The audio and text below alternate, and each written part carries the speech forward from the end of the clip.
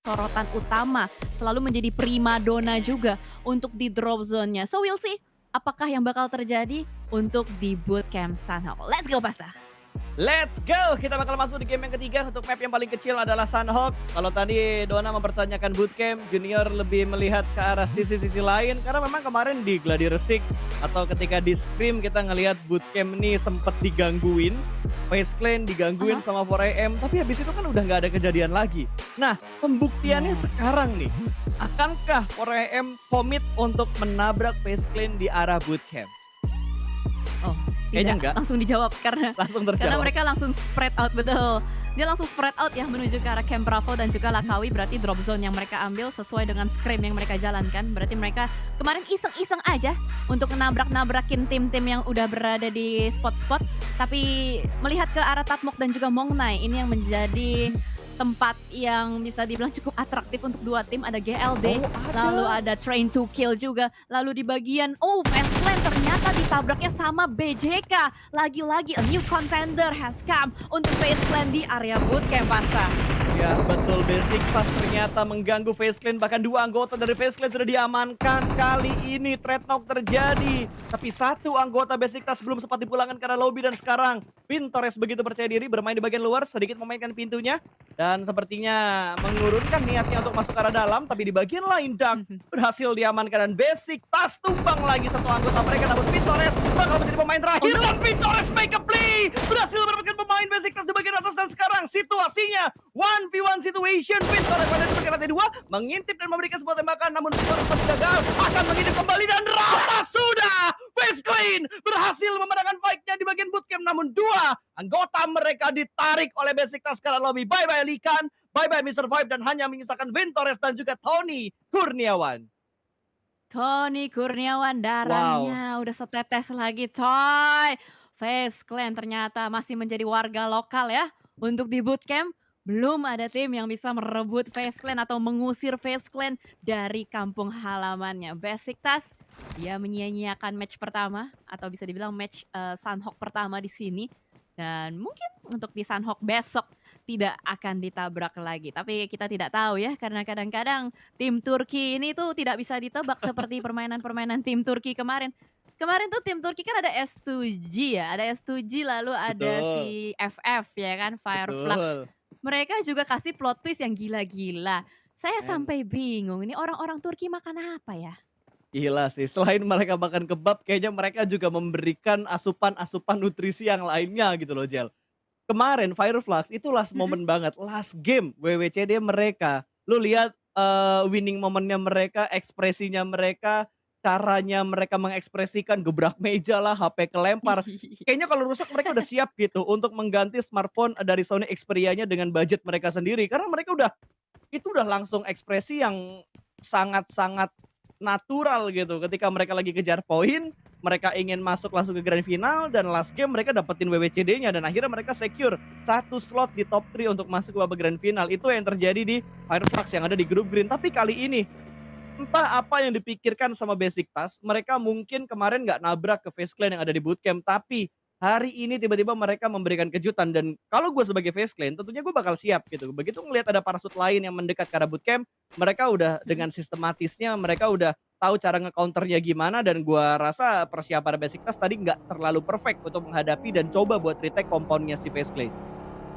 Ya, jadi plot twist ya kalau kita lihat agak-agak mengejutkan gitu dengan apa yang dilakukan oleh Basic Task itu sendiri. Karena kemarin gua ketika berusaha untuk ngulik-ngulik juga, gue ngeliat untuk Basic Task memang di Sanhok dia belum punya arah dan tujuan. Dia belum tahu nih untuk drop zone tuh bakal ngambil ke area mana.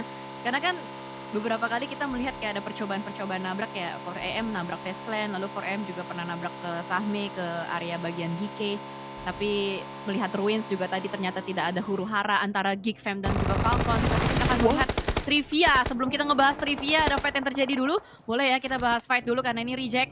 Tim yang tadi lagi cukup barbar juga dengan beberapa eliminations. Nah, mumpung lagi ada jeda, jawabannya adalah C ya. Selamat buat 33 peserta yang menjawab betul.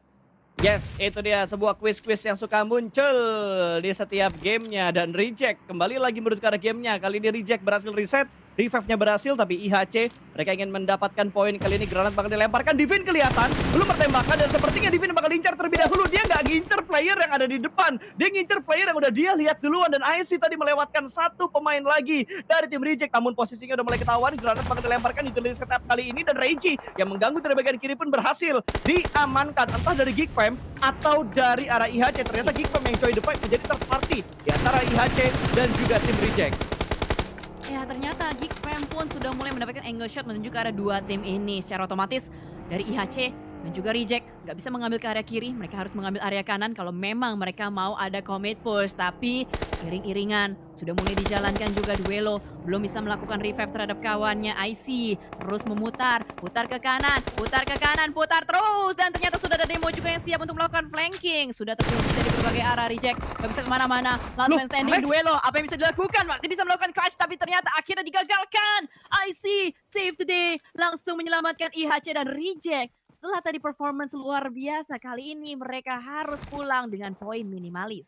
Ya, entah apa ya yang sedang terjadi di PMGC sekarang. Tim yang tadinya perform, ada yang langsung terkena jinx, habis perform terbitlah tusun atau habis chicken terbitlah tusun. Tapi ada cukup banyak tim gitu yang masih bermain stabil. Geekfam menurutku masih stabil. Bahkan di game kali ini mereka masih menggila banget. Dan FaZe kali ini sudah mulai mengincar posisi dari pemain-pemain IHC. Alex tumbang dipulangkan ke arah lobby. Poin kelima untuk FaZe Wow. setelah tadi mereka mendapatkan pemain dari Besiktas. Tapi close combat akan terjadi lagi. Demo mau mengintip, akan ada close combat kali ini bermain dengan jiggle-nya, malah Demo yang kehilangan damage. Kehilangan HP, maksud gua dia memberikan damage yang tidak terlalu dalam. IC pun terlambat dalam memberikan backup walaupun akhirnya dia berhasil menjatuhkan seorang Vitores, namun masih belum menjadi poin tambahan untuk IHC kali ini. Masih ada tembok yang memisahkan antara FaZe ke IHC. Itulah yang membuat satu player Vintores tumpah seair, gendong dulu ya, di Berkali-kali. dalam langsung diselamatkan oleh Tony Kurniawan juga. Emang ini udah tiki taka, ini chemistry-nya udah gak ada obeng ini, dari Tony Betul. K dan juga Vintores. Udah punya indera keenam kayaknya satu sama lain udah bisa saling baca pikiran dan tadi gue lihat Yap. di sosial media FaZe Clan juga ya, si siapa ya, oh Vintores, Vintores God itu, nge-upload, soalnya nama sosial medianya face.vintoresgod. Dia ngomong, Heeh. "The best team of my life, let's go." Berarti bisa dibilang dari Vintores udah menganggap tim ini dengan line up Lycan, Tony K, Mister Five juga, dan Beer Eleven adalah line up terbaik mereka dari FaZe Clan. Yes. Mungkin dia udah nganggep ini adalah keluarga kedua dia gitu, terlepas dari perdebatan-perdebatan mungkin internal problem yang sering mereka hadapin, tapi mereka bisa ngelewatin itu yang ngebuat dia bilang ini adalah tim terbaiknya untuk saat ini. Heeh, Tapi nggak tahu kalau tiba-tiba ternyata dia pindah tim terus dia bilang hal yang sama kan nggak ada yang tahu juga, Cel. Habis iya diangkat dibanting lagi. bener. Iya kayak dia juga suka ngomong gitu kan, "Kamu tuh yang terbaik buat hidup aku." Ternyata pas dia pindah ke hati yang lain juga dia sama, template omongannya, "Kamu juga yang terbaik dalam hidupku, sebelumnya tidak pernah ada yang sebaik kamu." Template kan? Salah, yang sering Apa diomongin itu, dong? "Aku janji kamu yang terakhir." Atau aku tidak pernah merasakan ini sebelumnya. Anjay, banteng duduk, bullshit. Alright, kita kembali lagi karena gamenya sudah terlalu banyak intermezzo yang kita lakukan ya, out of the game tadi. Tapi kali ini kita bakal menyaksikan di mana FaZe nggak habis-habisnya dapat cobaan. Selepas mereka melewati Hmm. cobaan dari Basic Task, mereka dapat cobaan dari tim lain lagi dan sekarang ada 4AM yang mendekat karena mereka, tapi NSR yang bakal fight terlebih dahulu. Kali ini mereka mendapatkan satu pemain dari GLD. Free point untuk NSR. Yes, GLD Narvalo langsung dipulangkan begitu saja. Tidak terlalu banyak perlawanan yang dilakukan juga oleh GLD, tapi wow, ini ada yang seru nih. FaZe Clan bertemu dengan 4AM. Tapi kamera masih belum menuju ke arah mereka. Masih fokus terus-menerus menuju ke arah NSR atau Nongshim Red Force yang mereka rotasi dari Paradise. And let's go, ini dia akhirnya sudah mulai terpantau. Ada river yang memisahkan antara FaZe Clan dan juga 4AM. Ya, ini agak-agak tersandwich sebenarnya kalau kita lihat dari posisinya 4AM, high ground mereka ada NSR, seberang mereka ada FaZe Clan. Cuma masalahnya FaZe Clan tinggal berdua, kalaupun tiba-tiba ada commit yang dilakuin sama 4AM, harusnya secara jumlah itu FaZe Clan yang kalah. Logikanya secara jumlah. Tapi nggak bisa kita Ya. bermain logika di PMGC sekarang karena kalau kita berlogika tim ini kuat, tim itu kuat, tapi tiba-tiba ada Dark Horse yang muncul di setiap grupnya, Jel. Tapi menurut gua lebih baik pakai logika sih daripada pakai perasaan ya, karena kan kalau Kenapa perasaan tuh? itu lebih ke arah tidak ada data yang mendasari. Contoh, perasaan GD kemarin PMPL juara deh. Nah, nggak bisa kan? Atau kayak Infinity, Ah, perasaan kemarin Infinity bagus deh mainnya, nggak bisa kan? Harus pakai bener logika gitu sih. loh. Bener bener bener, harus bermain logika dan juga harus sesuai dengan fakta gitu, dengan data-data yang ada gitu kan, drop spot-nya di mana, Mhm. statistiknya seperti apa, dan berdasarkan statistik Jel, ini di setiap Mhm. grupnya ya, di grup red, di grup green, belum ada tim yang lebih dari 4 kali WWCD dalam 1 minggu. Setiap Oh, week-nya kayak Back in berarti Time 4 kali WWCD, heeh heeh. Nova 4 kali WWCD, S2G 4 kali Mhm. WWCD, Influence Cemin 4 kali WWCD, Buriram 4 kali WWCD, baru 5 tim dari grup red dan grup green, total hanya 4 tim yang sudah 5 tim yang sudah mendapatkan 4 kali WWCD, sisanya kayak 3, yang tiga kali Mhm. WWCD pun nggak terlalu banyak, ada di Alpha Seven, LGD, Mhm. Fireflux, lalu ada, Stalwart atau Godlike Stalwart, itu 3 kali WWCD doang gitu, dan gue masih menantikan apakah di grup yellow ini akan ada tim yang membalap 4 kali WWCD yang sudah didapatkan oleh tim-tim yang ada di grup green dan di grup red. WWCD ya. Menarik sih kalau kita Ya, ngomongin dari kuantitas WWCD. Tapi kan nggak cuman WWCD doang ya, kita juga harus melihat dari segi pengumpulan poin yang sudah diambil sama grup red dan juga grup betul. green. Kita Nah, melihat kayak dari ini grup ada red datanya lagi nih. apa Kalau tuh apa tuh? berdasarkan poin ya, dari Mhm. gua kira nih si siapa, IGL ini turun terus ke-knock gitu, ternyata gua tertipu Enggak. dengan warna merah di tagline timnya. Oke, balik lagi ke fun fact yang ada. Sampai Gas gas. sejauh ini, ada satu tim yang udah ngumpulin poin cukup banyak gitu dan belum kebalap. Influence Cemin 137 elimination. Belum ada tim yang ngebalap poin elimination dari Influence Cemin. Nova hanya di 133. Ya memang mendekati tapi kan belum membalap gitu. Dan kalau kita ngomongin poin placement, paling bagus Heeh. placementnya itu dari Buriram. Buriram ngedapetin poin placement 169 dari total 24 match yang mereka mainkan, di grup mereka. Buriram ya. Emang sih ini kan rekor ya, apalagi dia pecah telur sampai 300 poin. Sementara STE yang memuncaki grup green hanya mengumpulkan 260 poin, tapi memang kalau Yap, kita compare atau kita bandingkan kekuatan dari red dan juga green ini kan agak-agak jauh ya, di mana green itu kan disebut oleh banyak sekali penikmat PUBG Mobile juga ini adalah group of death atau grup kematian, di mana isinya banyak sekali kayak juara-juara. Jadi, well agak sedikit keras dan kalau kita ngebahas juga player-player yang menonjol di grup red dan juga grup green ada beberapa nama, tapi mungkin sebelum kita ngebahas player-player menonjol, kita melihat heeh. terlebih dahulu nih, ada tembakan-tembakan yang menonjol dari tim Falcon, Pasta. Iya, betul. Pergerakan-pergerakan Falcon yang sudah mulai menonjol kali ini menuju ke arah Face Clan. Vintores dipulangkan ke arah lobby. Tinggal satu pemain lagi dan sepertinya Face Clan tidak akan bertahan lama kondisinya karena hanya menyisakan satu pemain mereka tapi di arah yang sama namun di jarak yang berbeda. Korem langsung mengambil inisiasi berpindah tempat lagi dan Tony Kurniawan granatnya miss. Oh, sayang sekali tapi sepertinya satu pemain dari arah Falcon tidak langsung greedy masuk, dia menunggu teman-temannya juga, revive sedang dilakukan tapi Tony keluar di waktu yang tepat. Tony mendapatkan satu trade talk terjadi, Fishman survive tapi Falcon ada Never Alone yang ada di jarak yang tidak terdeteksi oleh Tony Kurniawan. Tony K pulang, Best Clan pulang, 12 tim tersisa kali ini. Oh, seru banget ya. Tadi sempat kalau kita lihat Tony K namanya jadi Tony keluar ya, sesuai dengan K-nya, Ya, Tony keluar. betul. Tapi kalau kita lihat tadi flank yang sukses dilakukan oleh Never Alone dan mereka berhasil untuk selamat, mereka masih bisa melanjutkan perjalanannya dari tim Falcon dan melihat juga dari arah yang berbeda. Genesis Dogma melakukan split position, ada Nichil dan juga Alan, lalu ada Daybot bersama dengan Booms mengamankan satu compound kecil dari seorang Daybot dan juga Booms terus-menerus bergerak mereka.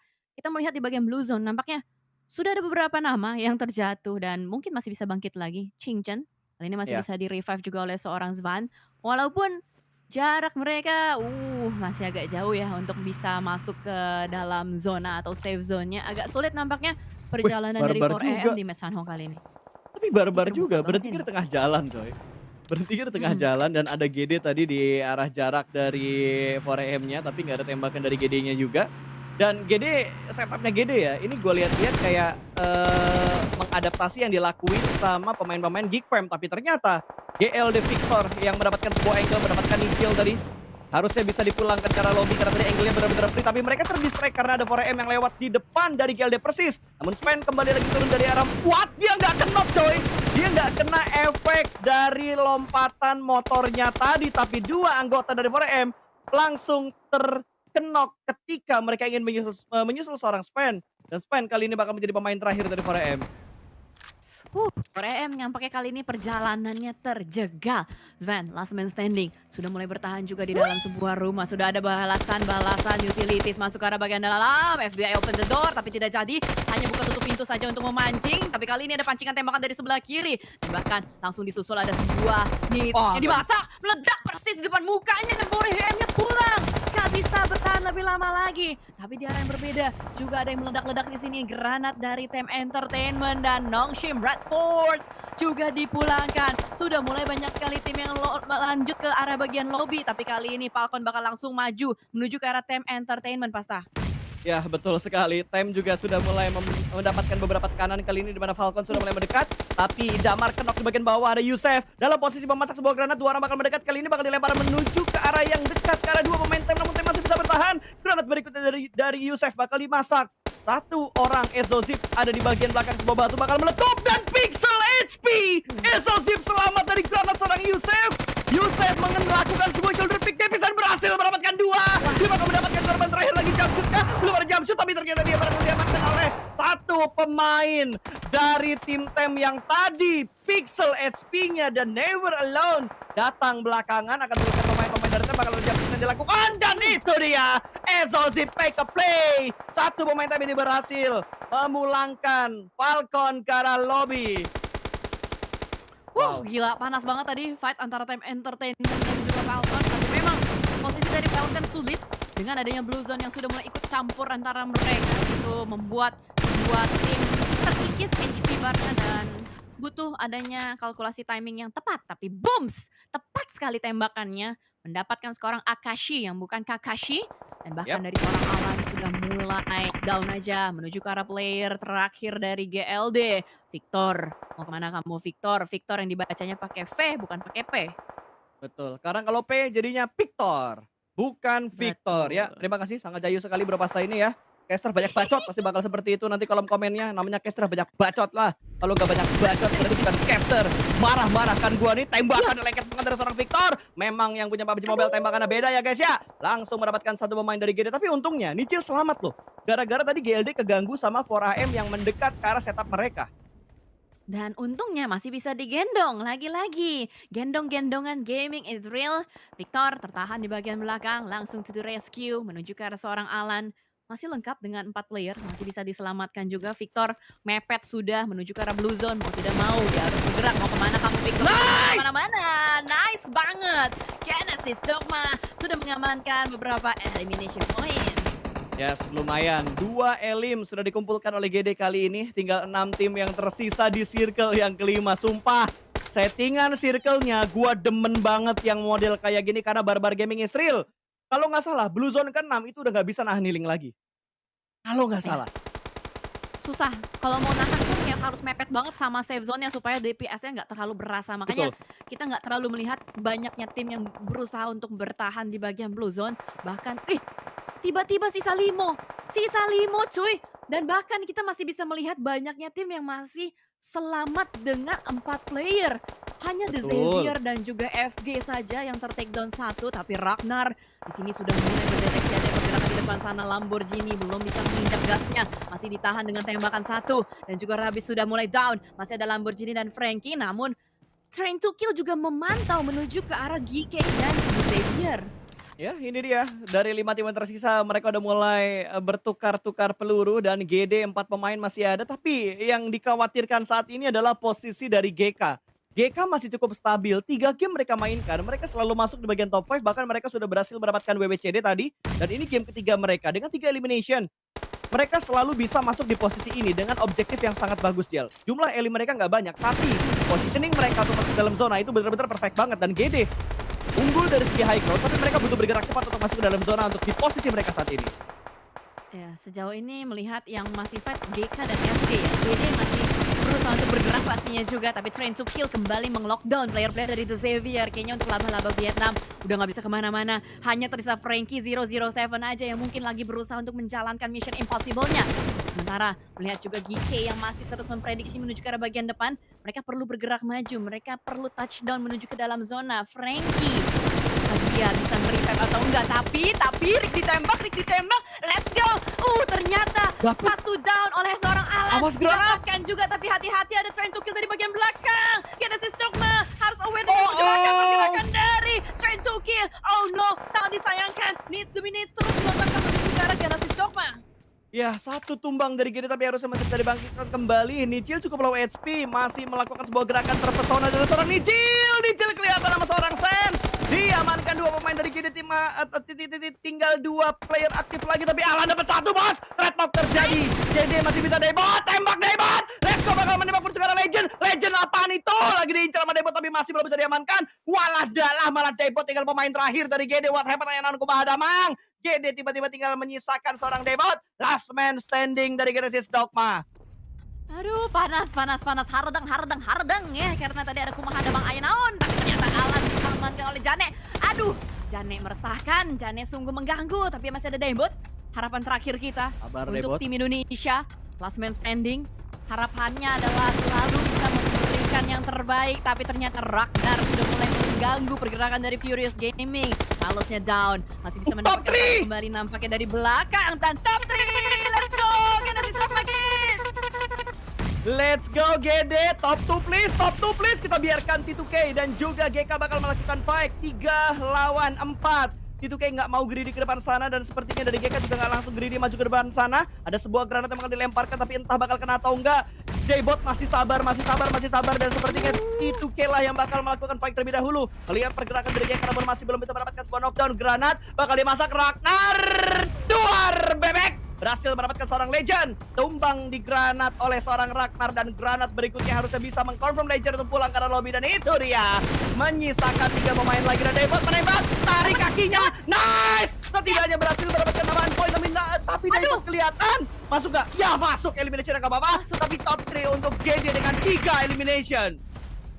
Ya, dan yang meresahkan di sini adalah GK masih selamat sampai ke late game. 11 eliminations, 3 player, dan mungkin ini akan menjadi winner-winner chicken dinner berikutnya juga bakal langsung melaju ke arah bagian depan juga, tapi Hope terkena tembakan-tembakan dari Sen. Last man standing, Sen. Apa yang bisa dilakukan? Udah gak bisa kemana-mana. Tembak kembali menuju ke arah bagian depan, tapi granatnya hampir bisa mendapatkan satu, tapi Ragnar perlu melakukan healing terlebih dahulu. Pelan-pelan tapi pasti Sen masih bergerak-gerak juga sebagai last man standing. Masih berupaya untuk melawan 2 player dari GK. Berusaha untuk menjadi ulet keket. Bergerak maju, pelan-pelan tapi pasti. Dan ini udah zona terakhir. Gak banyak tempat yang bisa dimainkan juga. Satan menembak ke arah bagian kanan. Sense masih belum terdeteksi. Ya betul, ini 1 lawan 2 loh. Kalau bisa diklat sih GG banget buat seorang Sun-nya, tapi apakah bisa? Karena udah ada split yang dilakuin sama GK kali ini. Ragnar mengambil bagian kiri dari Sun, sementara Satan bakal mengambil bagian kanan dari seorang Sun atau Sen.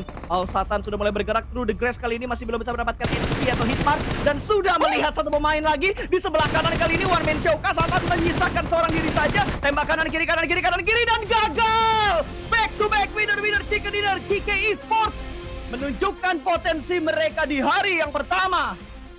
GK Esports, what a play! Konsisten banget, sangat di luar dugaan kita semua. Underrated team yang bisa dibilang nggak ada banyak orang yang bakal berekspektasi. Untuk GK Esports, dia mengamankan back-to-back winner chicken dinner, mendongkrak kembali poin-poin yang mereka inginkan. Gila. Ini kaget sih gue yakin host dan analis juga pasti kaget banget karena sudah terpantau di sini ada MVP-nya, jadi bakal langsung kita lempar saja menuju ke arah host dan analis kita Dona Wolfie Junior. Silahkan.